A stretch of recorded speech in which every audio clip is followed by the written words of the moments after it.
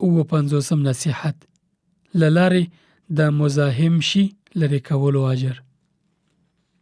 الله پاک خپلو بندګانو ته په کوچنیو کارونو لوی اجر ورکوي. د مسلم په یو حدیث کې راځي چې رسول الله صلی الله علیه وسلم فرمایي: لقد رأيت رجلا يتقلب في الجنة في شجرة قطعها من ظهر الطريق كانت تؤذي الناس.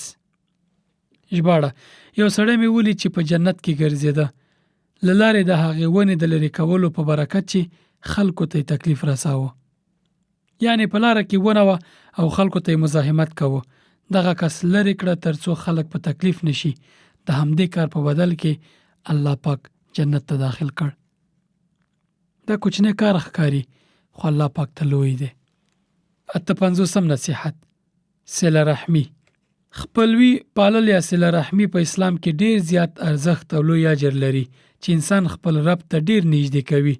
ترڅنګ د انسان پر روزي کې د پراخۍ او برکت لامل کیږي. د صحیح بخاری په یو حدیث کې رسول الله صلی الله علیه وسلم فرمایلی: من احب ان يبسط له في رزقه وينسأ له في اثره فليصل رحمه.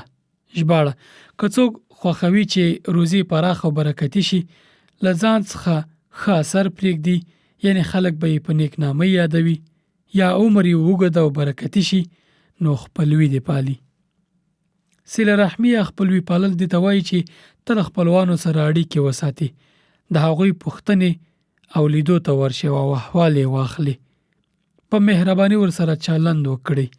که غریبان وي مرسته ورسره وکړي او راشه درشه دې ورسره دوامداره وي.